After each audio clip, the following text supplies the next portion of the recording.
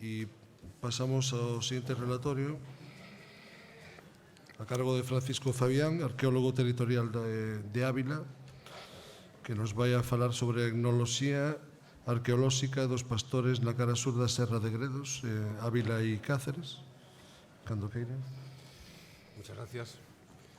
A estas alturas de las jornadas, creo que no voy a ser demasiado original diciendo que agradezco a la organización la invitación y, sobre todo, no voy a ser demasiado original si digo lo bien organizado que me parece que están.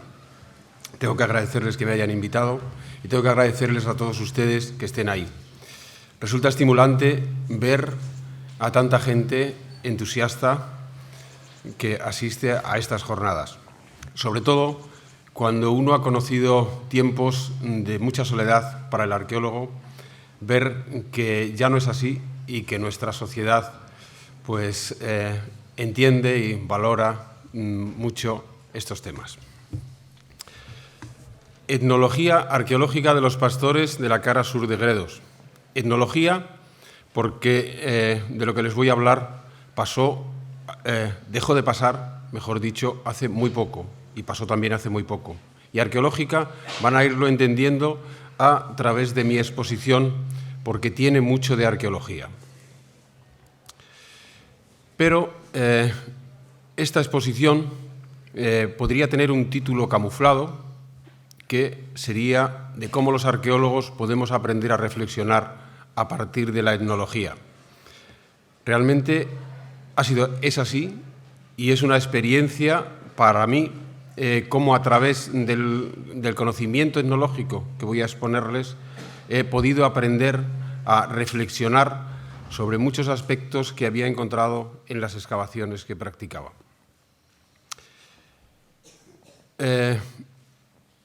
Todo esto tiene que ver con un proyecto financiado por la Junta de Castilla y León cuando advertimos en la provincia de Ávila y también en una parte de la provincia, de la provincia limítrofe de Cáceres, que había una serie de testimonios que, si no los documentábamos ahora, no íbamos a poderlos documentar nunca, entre otras cosas porque los protagonistas de aquel tiempo todavía vivían y todavía podían contarnos algo. Emprendimos este proyecto como un viaje al pasado, como un interesante viaje al pasado, a un pasado que no había pasado hacía tanto tiempo, pero que en realidad nos llevaba a la auténtica prehistoria y nos llevaba a reflexionar, o por lo menos a mí me llevó a reflexionar sobre cómo, aunque el tiempo haya sido una evolución lineal y estemos donde estamos, pero procedemos de donde procedemos, hay épocas en la historia que son inflexiones auténticas. Y aquí verán que es una auténtica inflexión, es un viaje a la prehistoria que ha sucedido, como decía antes, hace muy poco tiempo. Bueno, como una definición general que ustedes deben mantener en su cabeza sobre lo que yo les voy a exponer, solamente como una definición general, les voy a decir que todo lo que les contaré pasó entre finales del siglo XIX y el siglo XX, exactamente hasta los años 80 del siglo XX.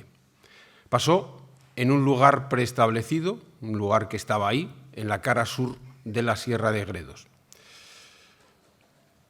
Teniendo en cuenta que los recursos condicionan la vida y que hay una necesidad de adaptación al medio, pues allí una serie de pastores que era numeroso verdaderamente, creó una cultura en torno a la fabricación del queso de cabra.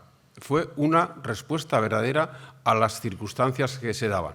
Finalmente, aquella actividad terminó y ahora nos toca primero estudiarlo y después utilizar todo lo que pasó en aquel lugar como un producto, si se puede llamar así, para el presente. Esta es la definición de lo que yo voy a tratar aquí. Un tiempo determinado. ¿Cuándo pasó esto? Pues pasó entre finales del siglo XIX y durante todo el siglo XX. Y pasó por la sencilla razón por esta sencilla razón, y es una reflexión para arqueólogos de por qué pasan las cosas y sobre todo porque habrá cosas que nunca las sepamos. En un territorio limítrofe al que estamos estudiando, donde había pastores, una zona montañosa, una zona pobre, deciden desde el Estado que tienen que hacer una repoblación forestal en detrimento de las actividades de los pastores que están en esa zona. Los pastores se enfadan mucho, pero pierden la guerra con el Estado, que considera, aunque no sea muy popular, es mejor que se dediquen a la resina del pino que no a seguir siendo pastores. Ellos, por la razón que sea, no se rinden y se van a un territorio a unos 30 kilómetros de allí, que no estaba ocupado, pero que también había pastores, pero no masivamente, eran pocos pastores. Se van a esa zona y allí es donde surgirá su cultura. Para situarles exactamente en el territorio que es, ven la meseta norte, el sistema central, que define el sur de la meseta norte, el sur y el sureste de la meseta norte, la propia meseta norte con el sistema central, ese es el punto, la provincia de Ávila en su cara sur. Bueno, la provincia de Ávila tiene una zona que podríamos decir norte, que es la típica Castilla a más de 1000 metros de altitud generalmente, y otra zona que es la que mira hacia el sur, que administrativamente es Castilla, pero que realmente es Extremadura, y lo es por el clima, por la altitud y por la forma de pensar de la gente, quizá todo relacionado, ¿no? Entonces, estamos en esta zona, exactamente en esta zona. Esto podríamos decir que es la Castilla habitual y esto, en realidad, Extremadura, aunque administrativamente sea Castilla y León. Bien, lo que voy a exponerles ahora, voy a exponérselo durante unas cuantas diapositivas en silencio. Simplemente quiero que piensen que estos lugares que van a ver, desde el punto de vista de cómo pensamos ahora y de cómo vivimos, son sitios estupendos, sitios preciosos, sitios a los que nos iríamos un fin de semana con nuestra mochila o nos iríamos a acampar y llevaríamos a nuestros amigos.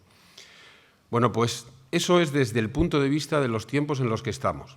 Pero en los tiempos de los que yo le voy a hablar, que ya digo que terminaron en los años 80 del siglo XX, ahí vivió gente en todos esos paisajes que van a ver, y vivió de una manera absolutamente prehistórica. No tenían, por supuesto, internet, no tenían teléfono, no podían llamar al 112 si tenían cualquier problema en esas montañas que van a ver, pero tampoco tenían luz, tampoco tenían habitaciones, vivían exactamente en época prehistórica. Ya les digo, durante un minuto yo voy a pasarles diapositivas y ustedes coloquen a esa gente que es la que estuvo viviendo en esos paisajes y con la dureza que eso implica.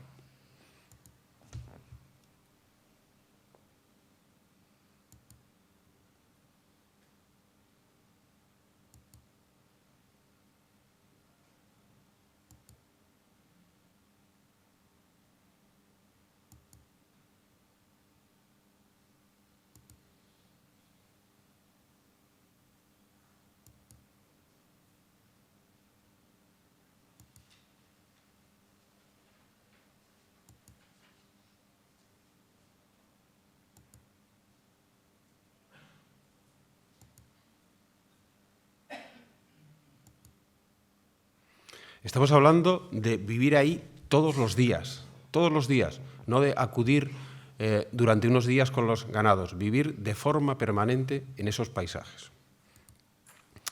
Bueno, la tradición pastoril en toda esta zona, puesto que verdaderamente el paisaje condiciona la actividad que puede hacerse allí, la tradición pastoril en toda esa zona parece que viene de muy atrás.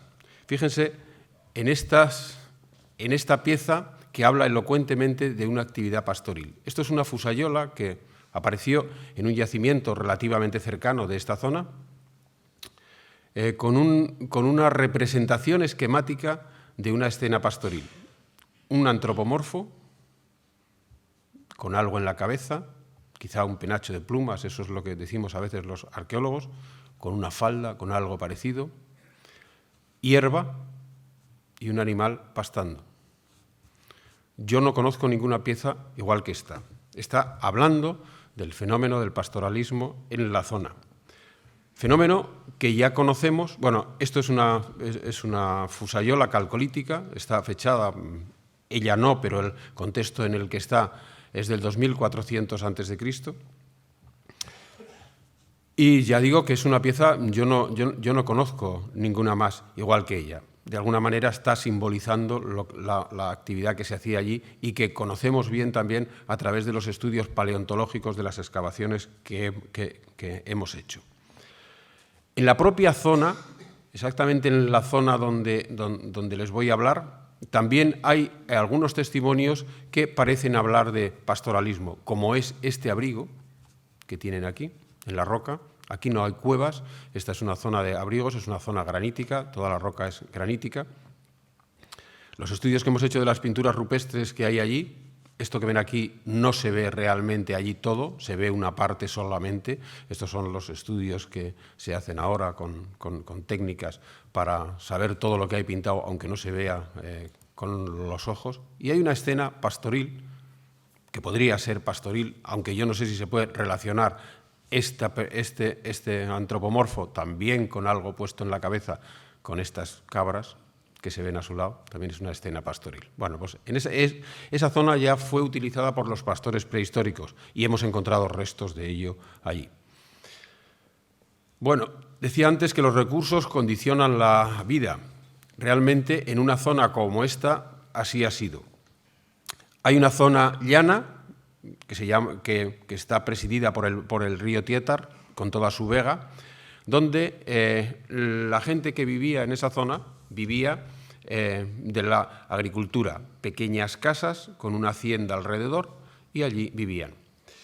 Cuando hay un aumento demográfico y sobre todo cuando vienen esos pastores que vienen echados por las repoblaciones de pinos que vienen de otra parte, muchos pueden asentarse en ese mismo territorio, pero hay otros que no se pueden asentar en ese mismo territorio y tienen que dedicarse al pastoreo. Entonces, estos son los que no se van a dedicar a la agricultura, sino que se van a dedicar al pastoralismo. En este mapa se ve mejor. Esta es la zona agrícola, donde estaban asentados en pequeñas haciendas, y esta es toda la zona pastoril. Esta llega entre 400 y 600 metros de altitud, y esta otra llega entre 600 y 2.000 metros de altitud. Visto aquí, se ve mejor. Esta es la zona de la agricultura y esta es la zona ganadera. Se dividen completamente el territorio. Bueno, el queso, antes he dicho que es el protagonista de todo ello. El queso fue un alimento revolucionario en la prehistoria que no es necesario que yo repita aquí esto. Muchos estudios dicen, a partir de estas queseras de barro, que es al final del Calcolítico cuando empieza a haber queso. Al menos el testimonio de que haya estas queseras así parece decirlo. Y fue un alimento revolucionario. Si lo pensamos bien, bueno, hoy hay que pensar profundamente para darse cuenta de este tipo de circunstancias, porque hoy vamos al supermercado, compramos queso, podemos comprar cualquier cosa, pero en todos aquellos tiempos el descubrimiento del queso, con todas sus propiedades, pues debió ser algo verdaderamente importante. Curiosamente, cuando empezamos a encontrar todas estas queseras en los yacimientos arqueológicos, es una época en la que detectamos, al menos en esta zona en la que estamos trabajando, detectamos que hay una crisis climática, hay un fenómeno de aridez creciente que llega a unos términos importantes, a esto se le está llamando en términos climáticos evento 4.0K, y se ve como las antiguas explotaciones calcolíticas dejan de utilizarse masivamente y la gente se sube a los sitios más altos, y se sube a los sitios más altos no porque tengan ningún miedo ni porque haya una presión social o de guerras, no, suben porque es donde pueden encontrar pastos. Y allí es, en los restos culturales de esa gente, es donde encontramos todas estas queseras. Por tanto, tiene una tradición bastante antigua en la zona. Bueno, volvemos otra vez al tiempo que estamos tratando. El queso de cabra, un alimento muy preciado. Escribo ahí. Resulta que las cabras en un terreno montañoso se adaptan muchísimo mejor que las ovejas. Los pastores que estaban viviendo y que empiezan a vivir en toda esta zona de la provincia de Ávila y de la provincia de Cáceres descubren que el queso puede ser algo de lo que pueden vivir. El queso y también la venta de cabritos. Y empiezan a fabricar queso de una manera masiva, pero artesanal. Aún quedan en las casas restos de la fabricación de aquellos quesos, como estas tablas con una acanaladura en todo alrededor, donde se colocaba el queso para que escurriera todo el suero que llaman ellos. O estas otras piezas, que son como correas y que se adaptan según el tamaño del queso que quieras hacer. Había que transportar el queso. Estamos hablando de que era gente que vivía en la montaña. Ellos producían el queso no para comerlo ellos, sino para venderlo. Todo formaba parte de un sistema en el que ellos producían el queso, lo tenían que bajar a los centros donde alguien lo recogía, una especie de mayoristas, intermediarios, que se lo vendían a mayoristas y que lo llevaban a curar a otros lugares. Había que transportarlo, y había que transportarlo en la montaña. Y lo hacían pues, con caballerías de este tipo, con serones de este tipo, donde llevaban el queso un día a la semana, el lunes normalmente, que era cuando acudía aquel señor a comprárselo. Este es un mapa para que vean las distancias y lo dura que era la vida de aquella gente haciendo esto. Luego verán que hay dos sistemas de utilización del territorio. Una, las majadas estables, donde ellos vivían, se llamaban majadas estables, y otras, las majadas que utilizaban en el verano cuando se agostaban la sierra. Evidentemente, si antes hemos dicho que estábamos en Extremadura, aquí el clima a partir del mes de junio es un clima bastante extremo, hace muchísimo calor. Entonces, los pastos estaban agostados y ellos tenían que subirse un poco más arriba. Luego vamos a hablar de esto. El caso es que vean, para que entiendan el esfuerzo y los problemas de esta gente, todas las distancias que debían recorrer en un medio tan hostil, como han visto en esas fotografías en las que me callé solamente para que lo vieran, todos los kilómetros que esta gente tenía que recorrer por lugares donde los caminos serán los que veremos luego, que no se puede llamar caminos. Ellos mismos llamaban trochas a esto, ¿no? Fíjense qué distancias había que recorrer para bajar el queso a estos puntos, a Madrigal de la Vera, que es un pueblo ya de la provincia de Cáceres. La provincia de Cáceres y la de Ávila tienen esta frontera. Los de esta zona bajaban a un pueblo que se llama Candelera, pero tenían que recorrer, si era desde junio hasta el mes de octubre, entre 8,5 y 6,5 kilómetros para venderlo. Y si era en época invernal, cuando estaban en las majadas permanentes, entre 6,5 kilómetros y 5 kilómetros, en este caso, aquí más todavía. Todo esto tenía detrás una estructura administrativa que evidentemente no tiene parangón con nada prehistórico, ¿no? El dueño del monte era el ayuntamiento, el pastor solicitaba una licencia al ayuntamiento, el ayuntamiento tenía un inspector que iba a ver el sitio donde el pastor quería sentarse, se le adjudicaba el lugar si lo consideraban, tenía que tener más de 100 cabras para poderse asentar en una de estas majadas y se daba con muchísima frecuencia que el pastor y su familia consideraran que no era rentable vivir en ese lugar por las razones que fuera y se iban a otra majada que había quedado deshabitada porque había considerado algo parecido el señor que vivía allí o porque se había marchado, por lo que fuera. Y lo ocupaban sucesivamente distintos pastores. A lo mejor unos vivían durante 10 años y se iban, y venía otro, vivía 5, así.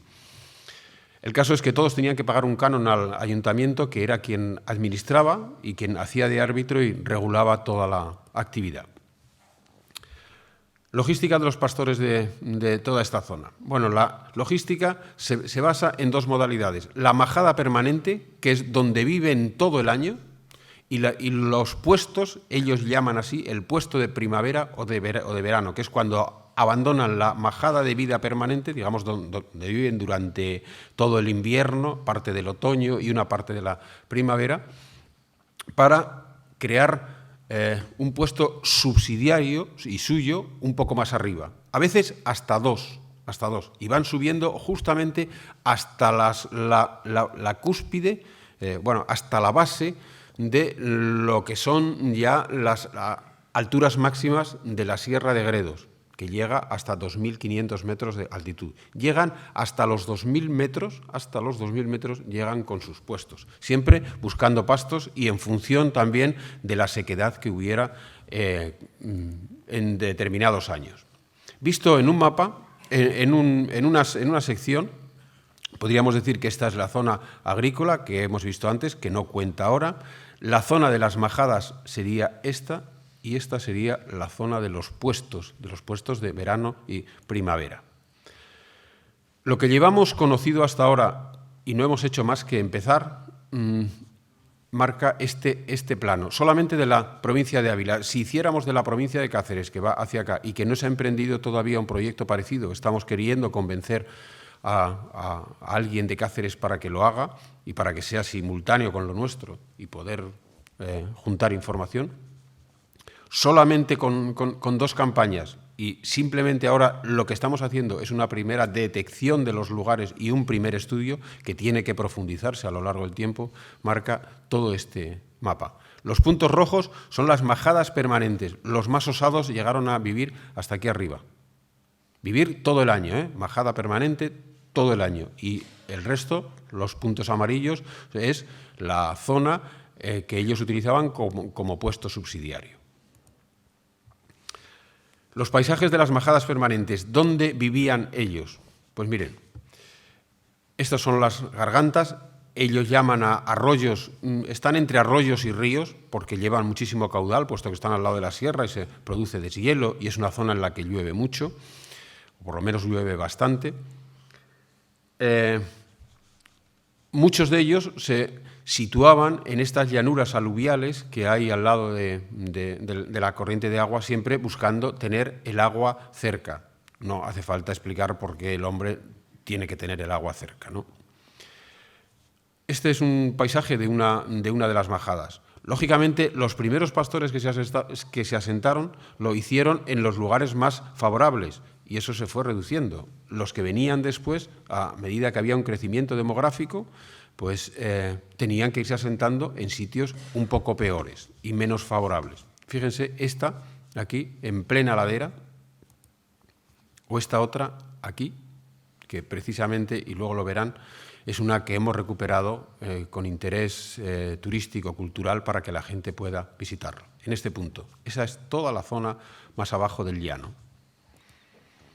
O esta. A veces uno cuando ve esto no se lo puede creer si no es porque va acompañado de las propias personas que han estado viviendo en ese lugar y te dicen, aquí viví yo. Éramos 5, el padre, la madre y 5 hijos. Si no te lo contaran ellos, realmente sería difícil de creer. Quizá desde nuestra óptica del tiempo tan cómodo en el que vivimos. Bueno, ahí había una majada, en ese punto, una majada de vida permanente, que es esta misma, Fíjense, en plena ladera, en un sitio difícil. Y hay una cosa que nos preguntamos y que yo me lo pregunto también como arqueólogo, ¿por qué? O que yo me lo preguntaría si hiciera unas excavaciones en este lugar y este fuera un yacimiento calcolítico de la Edad del Bronce, ¿por qué se tuvieron que ir a un sitio tan complicado? Ellos a mí me dicen, sencillamente, porque teníamos que buscar un sitio que estuviera protegido para las cabras. Las cabras eran más importantes que las personas, y así lo dicen de fríamente, porque vivíamos de ellas y sin ellas no podría ser nada igual. La estructura de una majada de vida permanente, de estas, se compone de estos elementos siempre, inequívocamente. La choza, y ellos llaman choza realmente, y saben por qué lo llaman, porque verdaderamente era una choza, la choza en la que vive la familia, la majada, que es el lugar donde se guardan las cabras, donde las cabras soportan la noche y donde soportan el frío y todo lo demás. Tienen un gallinero porque necesitan tener gallinas, tienen un chozo burrero, así lo llaman ellos, porque necesitaban tener un animal para transportar el queso a todos esos kilómetros que les he dicho antes. Tienen 1 o 2 zaurdas para los cerdos, aquí las tienen. Tienen unos huertos en los que cultivan un poco de trigo, un poco de cebada, que la rentabilidad tan alto pues no sería mucha. Cultivan alubias, cultivan garbanzos. Siempre hay en ellos alguna higuera. Las higueras son muy importantes porque los higos de esta zona son buenísimos, tienen muchas calorías, tienen muchísimo azúcar y ellos sabían que con eso funcionaban mejor. Y tienen también sembrado algún castaño. De las castañas pues también podemos decir algo parecido. Y hay algo inequívoco que nunca puede faltar en ninguna majada, la quesera, siempre en un lugar húmedo. Siempre en un lugar húmedo donde no corra de una manera torrencial el agua. Todas las majadas que hemos visto, todas son así. Bueno, y tienen una era, una pequeña era, que es en la que trillan el trigo y la cebada. Aquí vivían.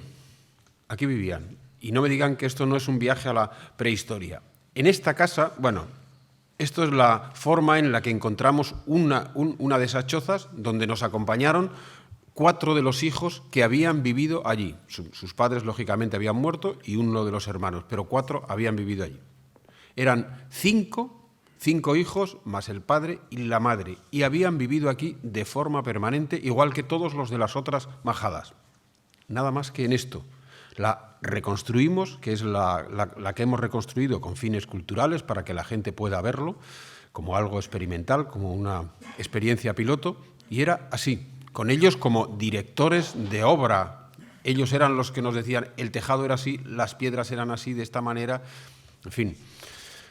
Fíjense, una cabaña de 7x4, así eran todas, de 7x4, sin compartimentos interiores, con un hogar en un determinado lugar, con unos jergones hechos de hojas de maíz, que por el día estaban pegados a la pared, y por la noche se extendían para que todos durmieran en el suelo, o bien en el suelo directamente, o bien en unas camas que hacían con unos pivotes de palos puestos en el suelo y unas tablas, y encima el jergón.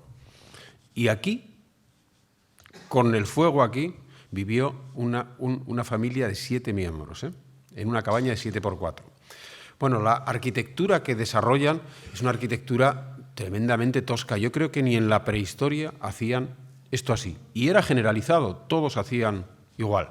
Aquí encuentran una roca grande, aprovechan esa roca con tal de no hacer ningún tipo de mampostería. Intentan aprovechar todo porque son ellos mismos los que se construyen sus casas. Incluso los niños, con 5 años, trabajan recogiendo piedras para que el padre levante esas paredes. Y ya lo digo, nos lo han contado ellos. Esto no es una suposición, Bueno, aquí tienen una de las cabañas, una de las majadas que estuvo ocupada hasta 1984. Seguramente todos ustedes habrán visto la película Los Santos Inocentes y hay una serie de escenas que tienen que ver con Extremadura y a lo mejor hasta han sido escépticos. ¿Cómo van a haber vivido así? Pues efectivamente, en Los Santos Inocentes vivían así y aquí también vivían. Aquello era Extremadura y esto, aunque administrativamente sea Castilla y León, también es Extremadura. Bueno, pues aquí, en este lugar, vivió un señor con su mujer y con sus 3 hijas, y esta era su majada, y vivió hasta 1984, aquí. El interior de estas majadas era, por supuesto, sin ninguna habitación, sin ninguna compartimentación. Solamente surgen las compartimentaciones y el uso de la teja a finales de los años 70, y hasta su final a mediados de los años 80. En ese momento empiezan a haber tejas, pero coincide con que ya es el final de la actividad. Un poste central sujeta a otro perpendicular, unas tablas de roble, hay muchos robles en la zona, y encima piorno. Nada más. Y no se calaban. Ellos dicen que no se calaban, salvo alguna noche de agua torrencial que filtrara un poco el agua, pero no se calaba. Y aquí vivían.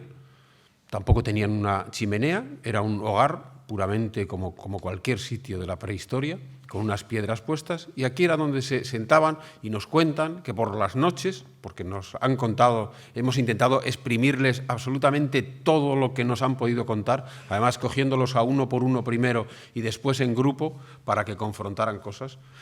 Aquí nos cuentan que se sentaban por las noches y el padre contaba historias o tocaba la guitarra. Había una tradición de tocar el laúd y tocaban la guitarra al lado del fuego. Ahí el padre enseñaba, y era la forma de funcionamiento, enseñaba a leer a sus hijos, simplemente a leer, aunque leyeran a tropezones, aunque leyeran despacito, pero simplemente a leer. Y ahí hasta que llegaba el momento de irse a la cama y se iban a la cama, porque al día siguiente con el sol, con la primera luz, había que levantarse y empezar a trabajar. El suelo de esa choza en la que vivían a menudo estaba empedrado, de una manera más afortunada o menos, pero siempre empedrado. Las chozas tenían un porche, vean este de aquí. En esta todavía pudimos encontrarla con un cierto proceso de degradación, pero todavía estaba bastante presentable.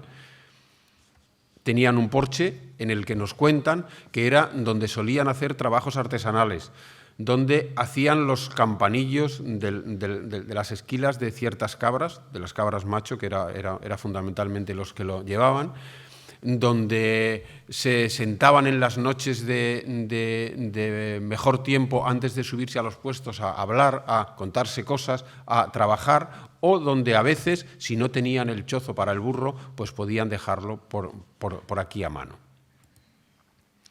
Y donde hacían los morrales, que se los fabricaban ellos mismos y que son bastante típicos en la zona, todavía los guardan los pastores como algo preciado que lo habían heredado de su abuelo o que lo habían hecho ellos. Morrales hechos con cuero que ellos mismos curtían de una manera artesanal, absolutamente artesanal. Había algunas chozas, y esto ya fue una cierta evolución que parece que surgió en los años 70, había una serie de chozas que tenían dos compartimentos. Uno era una cocina externa, esta, y otro era una zona para dormir. Y nos cuentan que hacían eso fundamentalmente porque los humos de la cocina, al no haber chimenea, creaba un ambiente que no les dejaba dormir por las noches y tosían mucho los niños. Entonces, pues era mejor que tuvieran una zona de dormitorio, como una choza con pared medianera, donde dormían y aquí donde hacían todas las tareas de la cocina. Otro elemento importante, el más importante, ellos nos dicen que la casa suya era importante, pero nada más importante que la majada donde tenían las cabras, que eran su sustento y su modo de vida, era la majada de las cabras, como lo llaman ellos.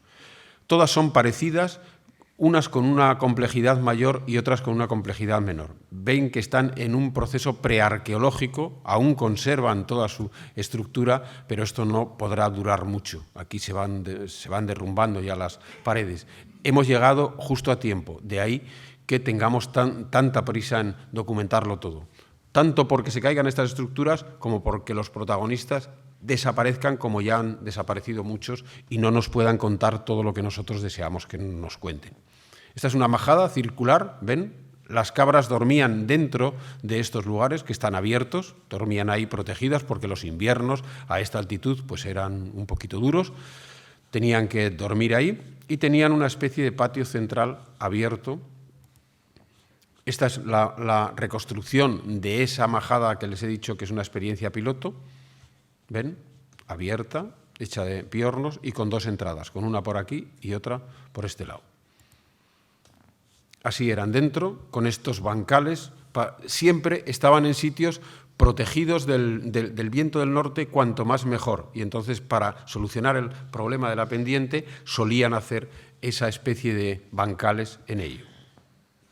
La quesera era otro elemento absolutamente esencial, porque tenían que producir queso. Siempre estaba en un lugar donde había un manantial. Ellos fabricaban el queso, solían fabricarlo entre el jueves y el domingo porque no se podía secar del todo. Si se secaba ya no se lo compraban, ya no valía. Entonces tenían que fabricarlo y dejarlo en un sitio con suficiente humedad, con una base de arena, para que estuviera fresco, que no se pusiera duro. Ellos decían que si se les ponía duro allí, podía amargar y si lo vendían con algún amargor ya no lo iban a conservar mejor. De estas cosas tendremos que seguir hablando con ellos para que nos den muchos más detalles antes de que, lógicamente, desaparezcan. Bueno, el chozo burrero era donde vivía el burro. El burro también había que protegerlo, porque si le pasaba algo al burro, si el burro vivía mal o moría, a ver de qué manera bajaban esta gente con toda su carga de queso hasta el lugar donde la comercializaban. Luego tenían la zaurda de los cerdos. Una buena base de su alimentación tenía que ver con la comida de la carne de cerdo. El cerdo también había que protegerle. El cerdo vivía en un lugar de estos, aquí era donde dormía, esto estaba cerrado normalmente, como lo ven aquí, esta es una reconstruida, y tenía una especie de patio al que podía salir al fresco o por lo menos a que le diera el aire. Pero donde el cerdo dormía era en este punto, cerrado siempre por una cubierta de falsa cúpula normalmente y rellenado con tierra que crecía allí y le daba calor al animal estando en el interior. Cuando vemos piezas de este tipo, siempre pensamos, los arqueólogos que nos hemos dedicado a hacer excavaciones de épocas mucho más remotas, cuántos detalles habremos perdido que no podemos documentar porque no se conservan, como estos troncos de árbol, de enebro, precisamente, que están socavados y donde echaban el suero que sobraba del queso, una especie de como agua color lechoso, para que se lo comiera el cerdo, puesto que se aprovechaba todo, absolutamente todo se aprovechaba, no se tiraba nada. Hasta nos cuentan que cuando se les estropeaban las palas que tenían, palas metálicas igual que las que tenemos ahora, de ahí hacían cuchillos para después utilizarlos en la matanza del cerdo. Bueno, tenían un gallinero porque los huevos son importantes también para comer y ellos sabían de sobra esto, ¿no? Tenían unos huertos en los que cultivaban, a veces estaban a cierta distancia de las majadas y los sacaban en sitios donde podían, en sitios cercanos al agua, hacían canalizaciones o sencillamente eran zonas húmedas. Aquí ven las paredes que quedan de los huertos. Y en ellos o cultivaban cereal en el sitio que no tuviera tanta agua y en los demás pues patatas, alubias, garbanzos, pero siempre una cosecha pequeña. Tengan en cuenta que esta gente eran autosuficientes, que no necesitaban ir a comprar ningún producto a ninguna parte, vivían de la carne del cerdo y de lo que cultivaban aquí. Y el dinero que obtenían era para invertirlo en herramientas o también para ahorrarlo. Esto llegó a ser una actividad rentable por parte de los pastores y ellos nos lo dicen que ahorraron dinero suficiente como para que cuando cesó la actividad en los años 80 tenían un dinero ahorrado que les ha permitido comprarse pisos, comprarse coches, no hacerse ricos evidentemente, eso no, pero tener un cierto nivel mejor que los de las gentes que se dedicaban a la agricultura pura y dura en la zona de más abajo. Pero eso ya fue cuando podemos decirle que le cogieron el punto a la actividad. Pero evidentemente con el dinero que iban obteniendo de esto no se podían comprar un coche porque ahí no iban a subir. Tampoco se podían comprar un piso en ese tiempo porque ellos vivían donde vivían, entonces ahorraron ese dinero. Ahí tienen otro huerto más, sacado en medio del monte y en los sitios que consideraban favorables. Bueno, de la vida en la majada, pues hemos tenido la ventaja de contar con los protagonistas. Esos señores que ven ahí, que estamos entrevistando y que nos hemos pasado horas grabándoles y hablando con ellos, fue gente que vivió en esas majadas y que nos cuentan absolutamente todo, ¿no? Cosas divertidísimas, desde sus relaciones personales, por ponerles un ejemplo, cuando les preguntamos que cómo los jóvenes que qué hacían en el tiempo libre, ¿no? Y nos contaban que todos los domingos había baile, había baile en una majada que se iban rotando y que para llamarse al baile lo hacían con un cuerno de una cabra, que lo tenían preparado para poderse llamar. y allí se iban, allí bailaban bajo la atenta vigilancia del padre o de la madre que se hacía responsable de que los jóvenes no se salieran del tiesto. Y bueno, pues así empezaban las relaciones que en muchos casos después terminaban en una boda entre ellos porque se casaban los unos con los otros, ¿no? Bueno, nos han contado todo, hasta intimidades que no se deben contar aquí. Bueno,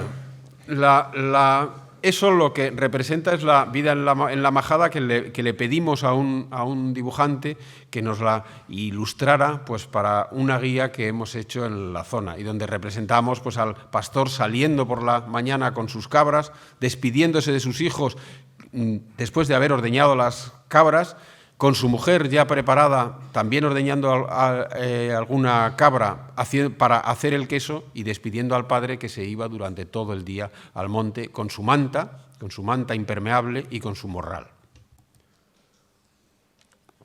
También nos han contado infinidad de remedios que nos hacen reflexionar sobre todo lo que nos podemos estar perdiendo los que nos dedicamos a la arqueología de las creencias del pasado.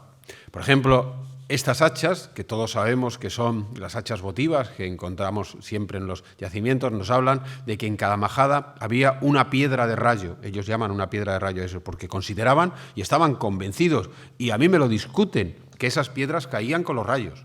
Y que por eso rompían los árboles. Y le dices, no, eso es una hacha prehistórica. Bueno, no es una hacha prehistórica, es una piedra de rayo. Bueno, es una discusión en la que no íbamos a entrar. O estas raíces, o sea, nos cuentan infinidad de plantas que nos dicen, esto era bueno para esta, por ejemplo, curaba las eczemas. Esta tiene como una especie de cebolla en la parte de abajo, la utilizaban cuando tenían hemorroides, pero no para darse en las hemorroides con ellos, sino para ponerlas debajo de la cama en una bolsa.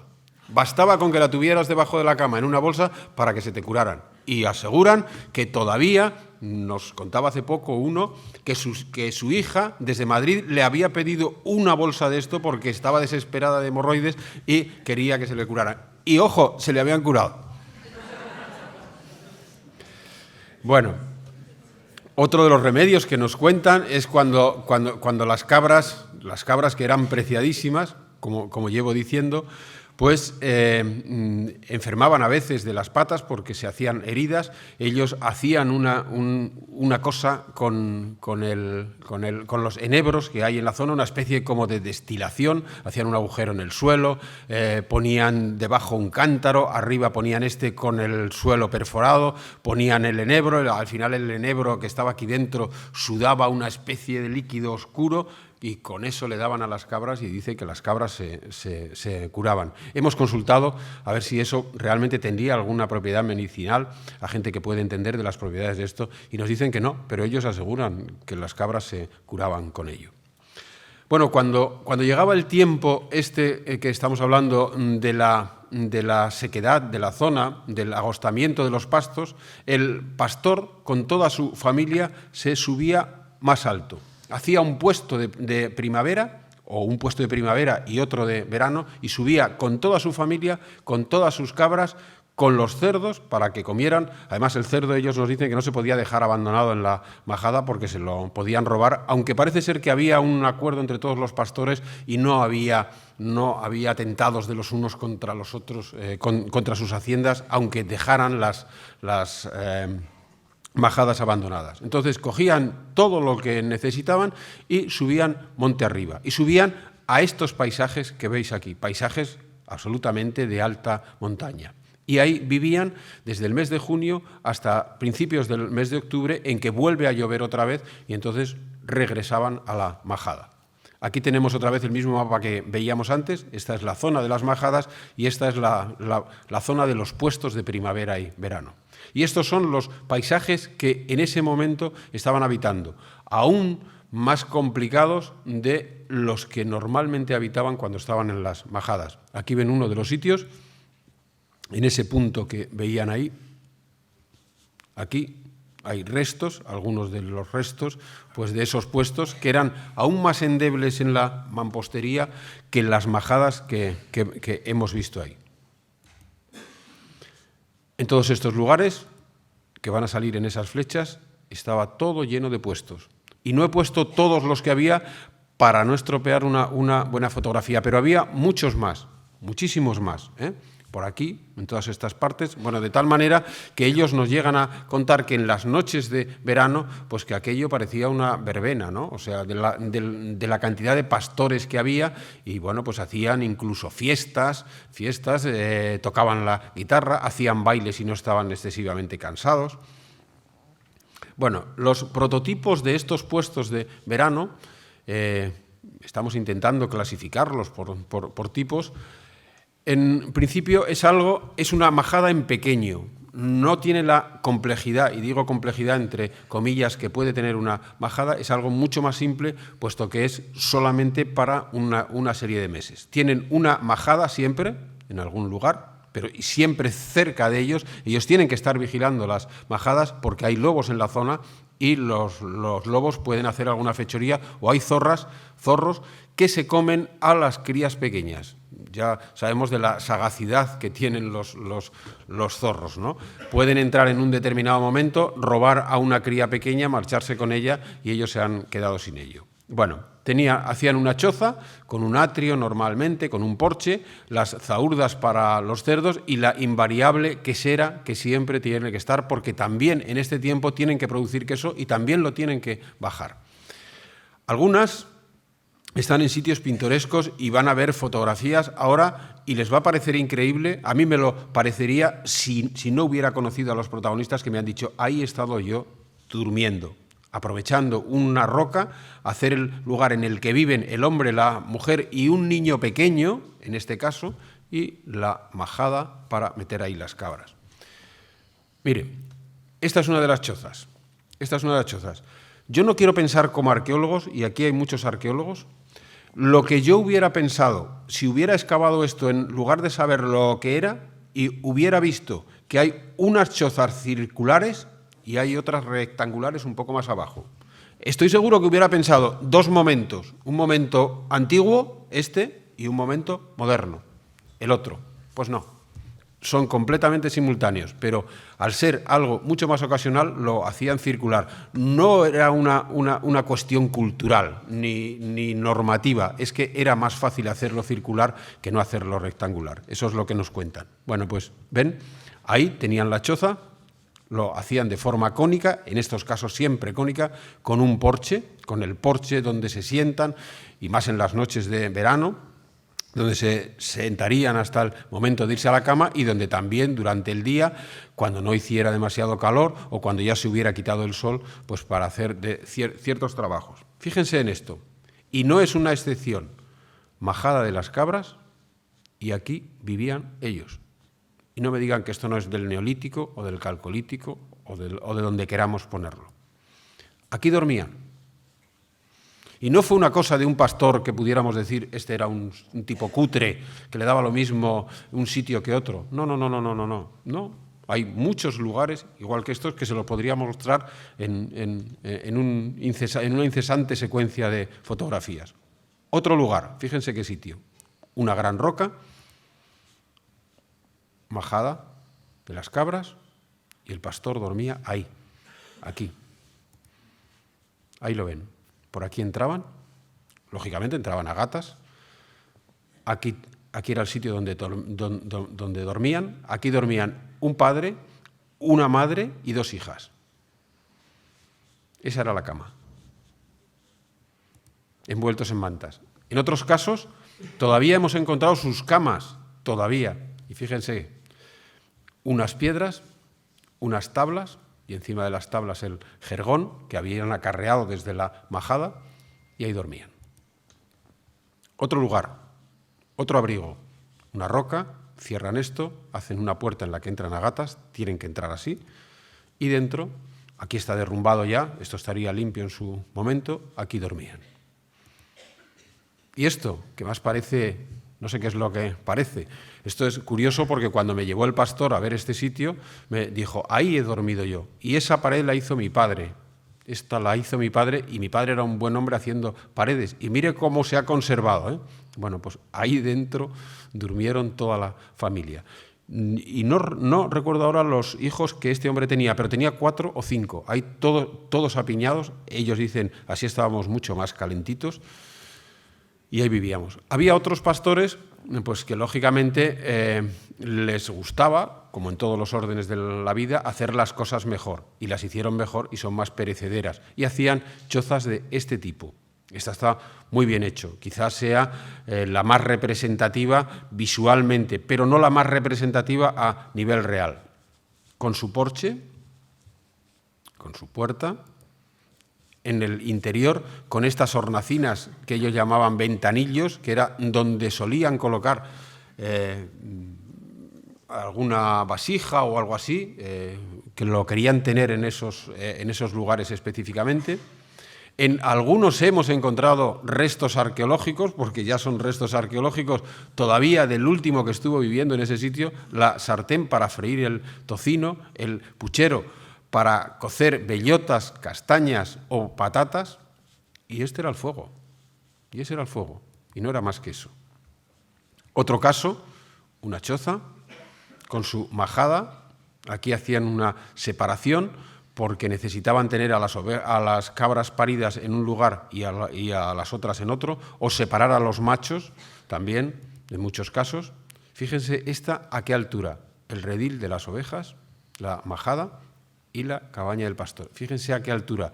Esta es la zona llana en la que estaban los agricultores y ellos estaban en todos estos paisajes. Y tenían que hacer el queso y bajarlo a esta zona, bajarlo todos los lunes. Tenían siempre una zaurda para el cerdo, como es lógico, porque llevaban al cerdo consigo. El cerdo también tenía que engordar, tenía que comer. También llevaban gallinas, que las metían en estos lugares, en estas construcciones simplísimas.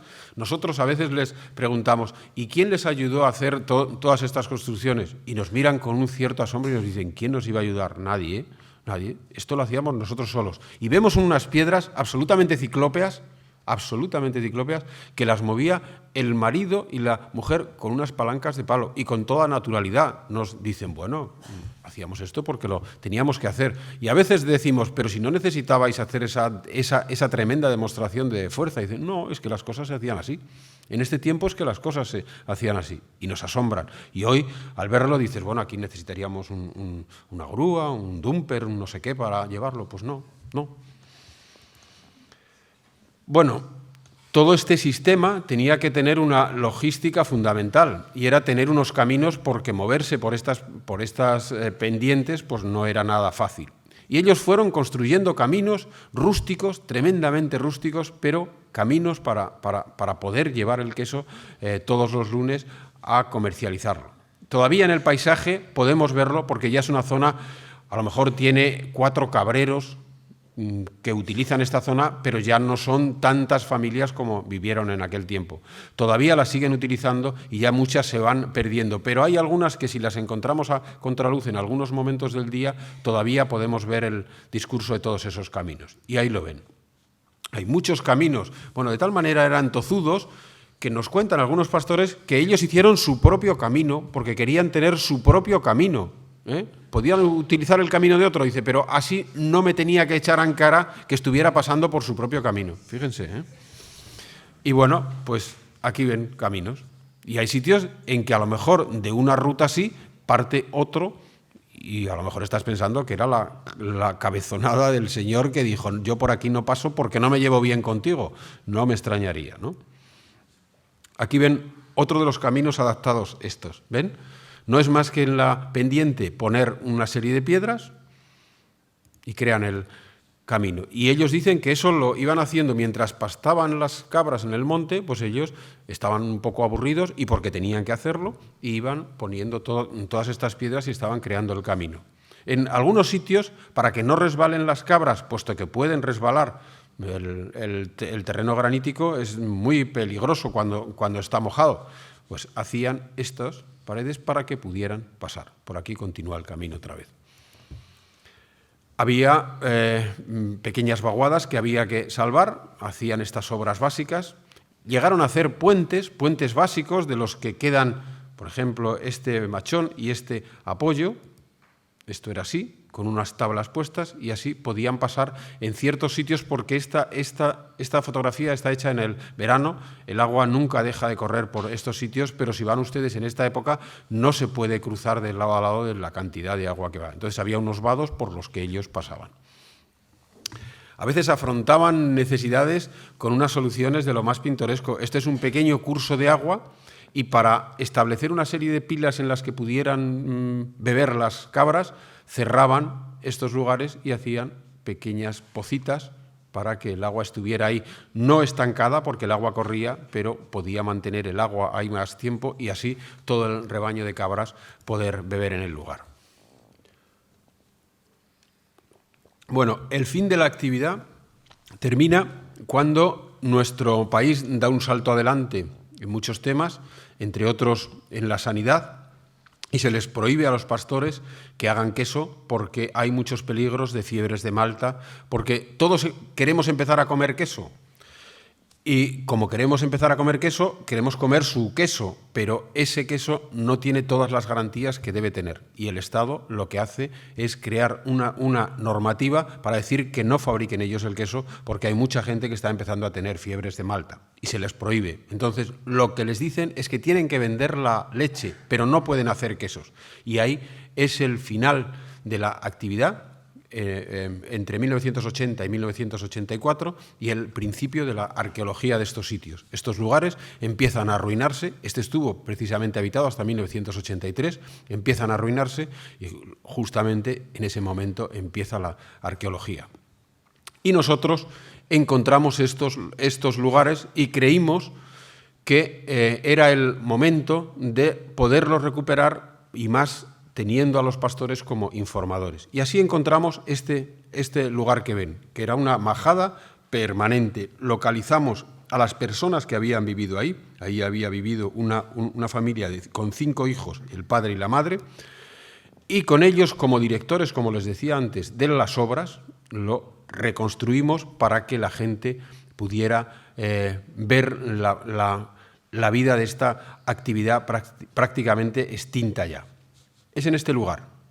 Esta es la zona llana de la que hablábamos antes y es en ese lugar. Un lugar accesible que la gente podía subir andando y que pretendimos unirla a la oferta cultural que representa un castro que hay en la parte de abajo, que es el yacimiento más visitado de Ávila, con más de 20.000 visitantes al año, que está declarado bien de interés cultural, con sus murallas. Bueno, ahora verán una foto.